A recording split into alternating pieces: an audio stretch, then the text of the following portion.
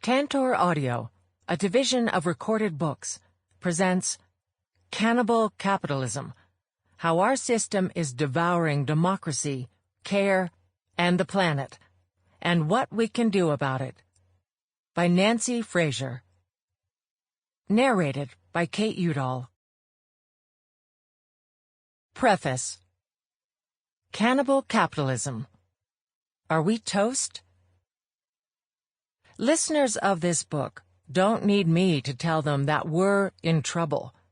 They're already tuned into, indeed reeling from, a tangle of looming threats and realized miseries, crushing debt, precarious work, and besieged livelihoods, dwindling services, crumbling infrastructures, and hardened borders, racialized violence, deadly pandemics, and extreme weather, all overarched by political dysfunctions that block our ability to envision and implement solutions.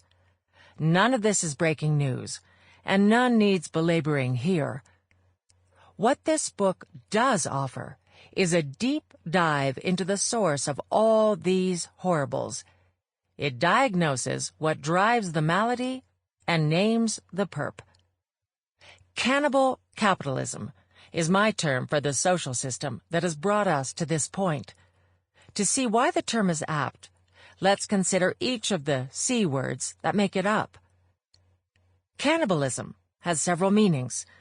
The most familiar, and the most concrete, is the ritual eating of human flesh by a human being. Burdened by a long racist history, the term was applied by an inverted logic to black Africans on the receiving end of Euro-imperial predation. So there's a certain satisfaction in turning the tables and invoking it here as a descriptor for the capitalist class, a group, this book will show, that feeds off everyone else. But the term also has a more abstract meaning, which captures a deeper truth about our society. The verb to cannibalize means to deprive one facility or enterprise of an essential element of its functioning for the purpose of creating or sustaining another one. That, we'll see, is a fair approximation of the relation of capitalism's economy to the system's non-economic precincts, to the families and communities, habitats and ecosystems, state capacities and public powers whose substance its economy consumes to engorge itself. There is also a specialized astronomical meaning. A celestial object is said to cannibalize another such object when it incorporates mass from the latter through gravitational attraction. That, I will show here too, is an apt characterization of the process by which capital draws into its orbit natural and social wealth from peripheral zones of the world system. There is, finally, the Ouroboros, the self-cannibalizing serpent that eats its own tail, depicted on the cover of this book's physical edition. That's a fitting image, we'll also see, for a system that's wired to devour the social, political, and natural bases of its own existence, which are also the bases of ours. All told, the cannibal metaphor offers several promising avenues for an analysis of capitalist society. It invites us to see that society as an institutionalized feeding frenzy, in which the main course is us. Capitalism, too, cries out for clarification. The word is commonly used to name an economic system based on private property and market exchange, wage labor, and production for profit. But that definition is too narrow, obscuring rather than disclosing the system's true nature. Capitalism, I'll argue here, better designates something larger, a societal order that empowers a profit-driven economy to prey on the extra economic supports it needs to function, wealth expropriated from nature and subject peoples, multiple forms of care work, chronically undervalued when not wholly disavowed, public goods, and public powers, which capital both requires and tries to curtail, the energy and creativity of working people. Although they do not appear on corporate balance sheets, these forms of wealth are essential preconditions for the profits and gains that do. Vital underpinnings of accumulation, they, too, are constitutive components of the capitalist order. In this book, accordingly, capitalism refers not to a type of economy, but to a type of society, one that authorizes an officially designated economy to pile up monetized value for investors and owners while devouring the non-economized wealth of everyone else. Serving that wealth on a platter to the corporate classes, this society invites them to make a meal of our creative capacities and of the earth that sustains us, with no obligation to replenish what they consume or repair what they damage. And that is a recipe for trouble. Like the Ouroboros that eats its own tail, capitalist society is primed to devour its own substance. A veritable dynamo of self-destabilization, it periodically precipitates crises while routinely eating away at the bases of our existence. Cannibal capitalism, then, is the system to which we owe the present crisis. Truth be told, it's a rare type of crisis, in which multiple bouts of gluttony have converged. What we face, thanks to decades of financialization, is not only a crisis of rampaging inequality and low-wage precarious work, nor merely one of care or social reproduction, nor just a crisis of migration and racialized violence. Neither is it simply an ecological crisis in which a heating planet disgorges lethal plagues, nor only a political crisis featuring hollowed-out infrastructure, ramped-up militarism, and a proliferation of strongmen. Oh no, it's something worse. A general crisis of the entire societal order in which all those calamities converge, exacerbating one another and threatening to swallow us whole. This book maps that massive tangle of dysfunction and domination, expanding our view of capitalism to include the extra economic ingredients of capital's diet. It brings together in a single frame all the oppressions, contradictions, and conflicts of the present conjuncture. In this frame, structural injustice means class exploitation, to be sure, but also gender domination and racial imperial oppression, both non-accidental byproducts of a societal order that subordinates social reproduction to commodity production and that demands racialized expropriation to underwrite profitable exploitation. As understood here, likewise, the system's contradictions incline it not only to economic crises, but also to crises of care, ecology, and politics, all of which are in full flower today, courtesy of the long spell of corporate binging known as neoliberalism. As I conceive it, lastly, cannibal capitalism precipitates a broad array and complex mix of social struggles, not just class struggles at the point of production, but also boundary struggles at the system's constitutive joints.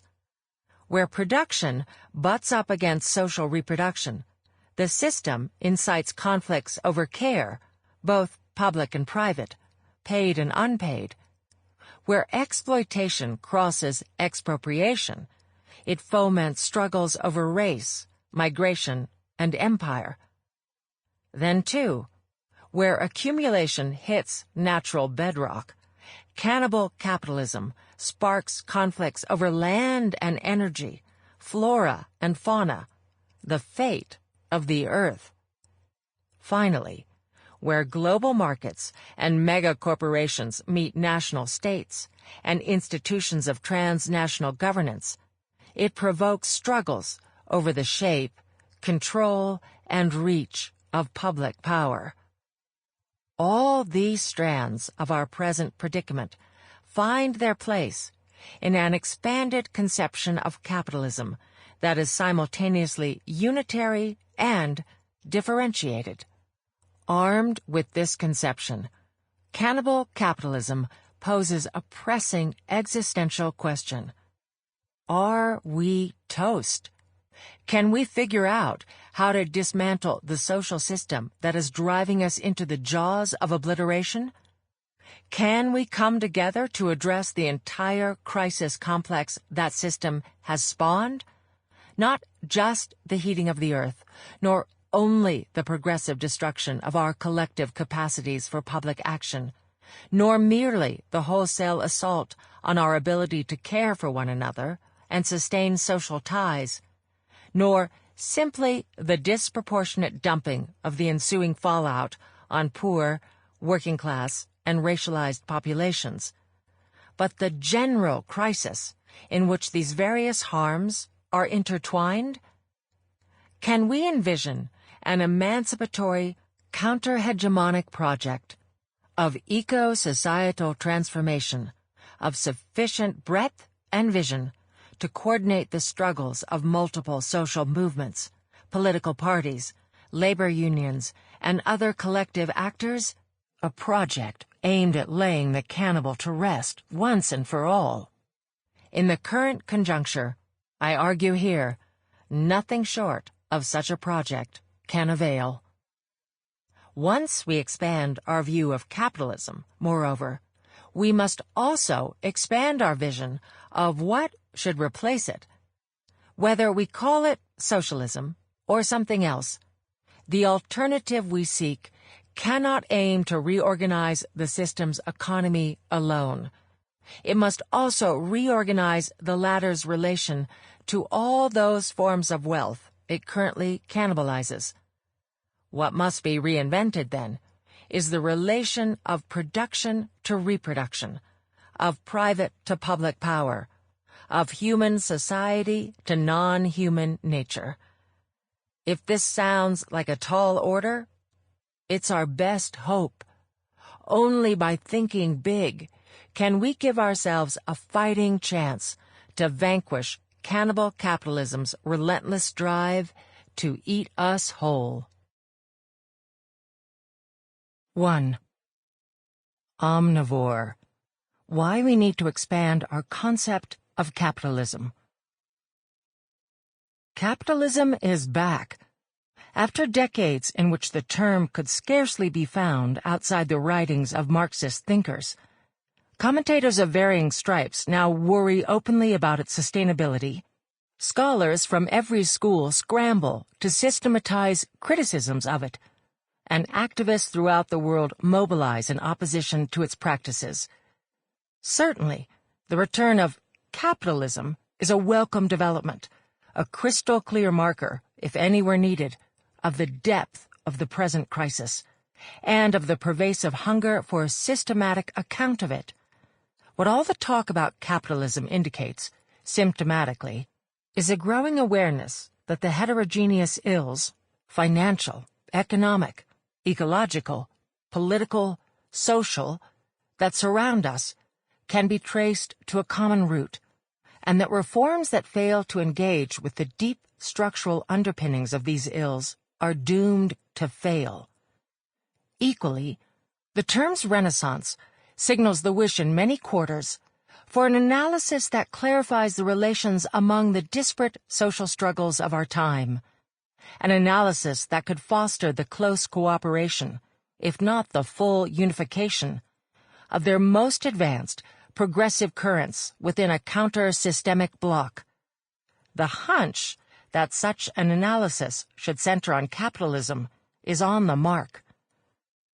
Nevertheless, the current boom in capitalism talk remains largely rhetorical, more a symptom of the desire for a systematic critique than a substantive contribution to it.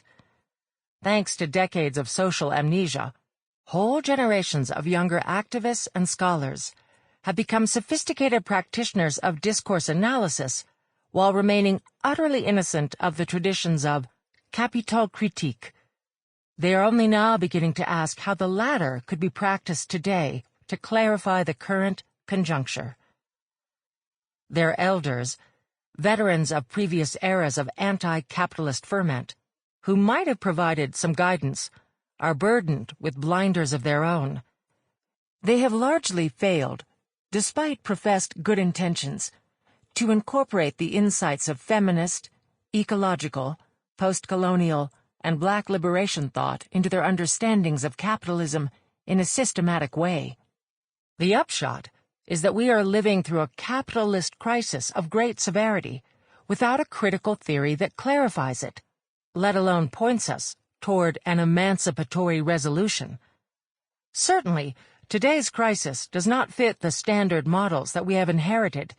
It is multidimensional, encompassing not only the official economy, including finance, but also such non-economic phenomena as global warming, care deficits, and the hollowing out of public power at every scale.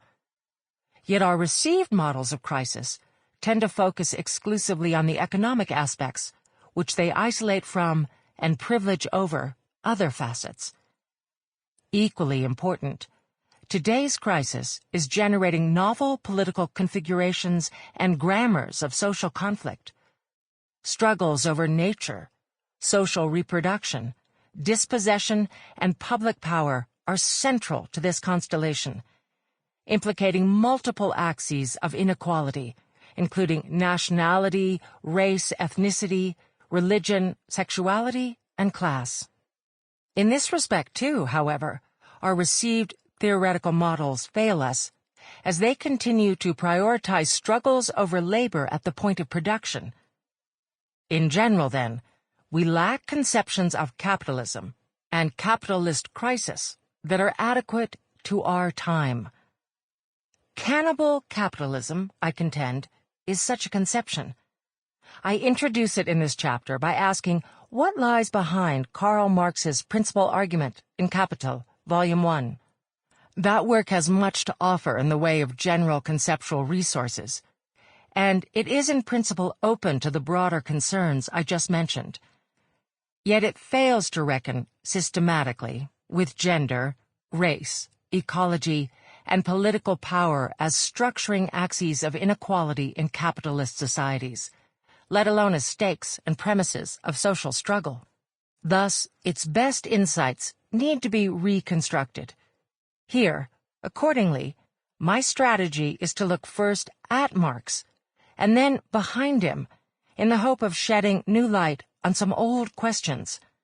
What exactly is capitalism, and how is it best conceptualized? Should we think of it as an economic system, a form of ethical life, or an institutionalized societal order? How should we characterize its crisis tendencies, and where should we locate them? Defining features of capitalism, according to Marx. I begin by recalling what Marx took to be capitalism's defining features. Thus, the train of thought I shall follow to Cannibal Capitalism will appear at first sight to be orthodox, but I intend to de-orthodoxize it shortly by showing how these features presuppose some others, which constitute their background conditions of possibility. Just as Marx looked behind the sphere of exchange, into the hidden abode of production in order to discover capitalism's secrets, I shall seek production's conditions of possibility behind that sphere, in realms that are more hidden still. For Marx, the first defining feature of capitalism is private property in the means of production, which presupposes a class division between the owners and the producers. This division arose as a result of the breakup of a previous social world in which most people, however differently situated, had access to the means of subsistence and means of production. Access, in other words, to food, shelter, and clothing, and to tools, land, and work, without having to go through a labor market. Capitalism decisively overturned such arrangements. It enclosed the commons, abrogated the customary use rights of the majority, and transformed shared resources into the private property of a small minority. That leads directly to Marx's second core feature, the free labor market. Once separated from the means of production, the vast majority had to go through that peculiar institution in order to work and get what they needed to continue living and to raise their children. It is worth stressing just how bizarre, how unnatural, how historically anomalous and specific the free labor market is. Labor is free here in a double sense. First, in terms of legal status, not enslaved, enserfed, entailed, or otherwise bound to a given place or particular master, and hence mobile and able to enter into a labor contract. But second, it is free from access to means of subsistence and means of production, including from customary use rights and land and tools, and hence bereft of the resources and entitlements that could permit one to abstain from the labor market. Thus, capitalism is defined in part by its constitution and use of doubly free wage labor, even though, as we shall see, it also relies on a great deal of labor that is unfree or dependent, unacknowledged, or unremunerated. Next is the equally strange phenomenon of self-expanding value, which is Marx's third core feature. Capitalism is peculiar in having an objective systemic thrust, namely, the accumulation of capital. Accordingly, everything the owners do qua capitalists is aimed at the expansion of their capital. Like the producers, they too stand under a peculiar systemic compulsion. Everyone's efforts to satisfy their needs are indirect, harnessed to something else that assumes priority, an overriding imperative inscribed in an impersonal system, capital's own drive to unending self-expansion. Marx is brilliant on this point. In a capitalist society, he says, capital itself becomes the subject. Human beings are its pawns, reduced to figuring out how they can get what they need in the interstices while feeding the beast. The fourth feature specifies the distinctive role of markets in capitalist society. Markets have existed throughout human history, including in non-capitalist societies. Their functioning under capitalism, however, is distinguished by two further characteristics. First, markets serve in capitalist society to allocate the major inputs to commodity production, understood by the bourgeois political economy as factors of production. These inputs were originally identified as land, labor, and capital. In addition to utilizing markets to allocate labor, capitalism also uses them to allocate real estate, capital goods, raw materials, and credit. Insofar as it allocates these productive inputs through market mechanisms, capitalism transforms them into commodities. It is, in the Cambridge economist Piero Sraffa's arresting phrase, a system for the production of commodities by means of commodities, albeit one that also relies, as we shall see, on a background of non-commodities. But there is also a second key function that markets assume in a capitalist society. They determine how society's surplus will be invested. By surplus, Marx meant the collective fund of social energies, exceeding those required to reproduce a given form of life, and to replenish what is used up in the course of living it. How a society uses its surplus capacities is absolutely central. raising fundamental questions about how people want to live, where they choose to invest their collective energies, how they propose to balance productive work vis-à-vis family life, leisure, and other activities, as well as how they aspire to relate to non-human nature and what they aim to leave to future generations. Capitalist societies tend to leave such decisions to market forces. This is perhaps their most consequential and perverse characteristic, the handing over of the most important matters to a mechanism geared to the quantitative expansion of monetized value and congenitally oblivious to qualitative metrics of social wealth and human well-being. It is closely related to our third core feature, capitalism's inherent but blind directionality, the self-expansionary process through which it constitutes itself as the subject of history, displacing the human beings who have made it and turning them into its servants. By stressing these two roles of markets, I aim to counter the widely held view that capitalism propels the ever-increasing commodification of life as such. That view leads down a blind alley, I think, to dystopian fantasies of a totally commodified world. Not only do such fantasies neglect the emancipatory aspects of markets, but they also overlook the fact, stressed by the world system's theorist, Emanuel Wallerstein, that capitalism has often operated on the basis of semi-proletarianized households. Under these arrangements, which allow owners to pay workers less, many households derive a portion of their sustenance from sources other than cash wages, including self-provisioning, the garden plot, sewing, informal reciprocity, mutual aid, in-kind transactions, and state transfers, welfare benefits, social services, public goods.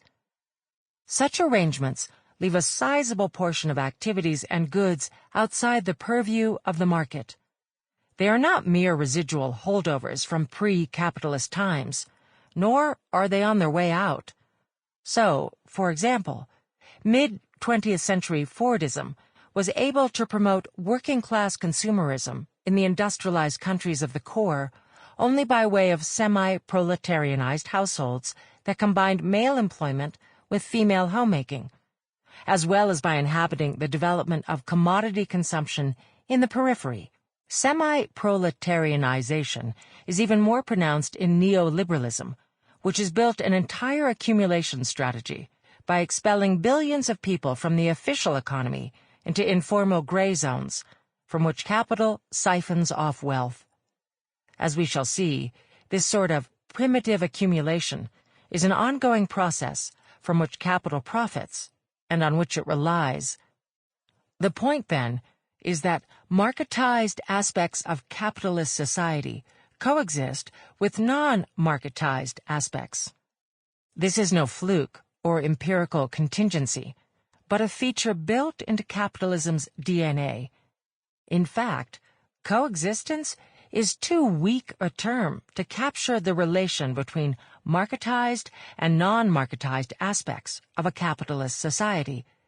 Better terms would be functional imbrication or dependence, but these fail to convey the perversity of this relation. That aspect, which will become clear soon, is best expressed by cannibalization. Behind Marx's hidden abode. So far, I have elaborated a fairly orthodox definition of capitalism based on 4 core features that seem to be economic. I have effectively followed Marx in looking behind the common-sense perspective, which focuses on market exchange, to the hidden abode of production. Now, however, I want to look behind that hidden abode to see what is more hidden still. My claim is that Marx's account of capitalist production only makes sense when we start to fill in its background conditions of possibility. So the next question will be, what must exist behind these core features in order for them to be possible? Marx himself broaches a question of this sort near the end of Volume 1 of Capital. In the chapter on Sample complete. Ready to continue?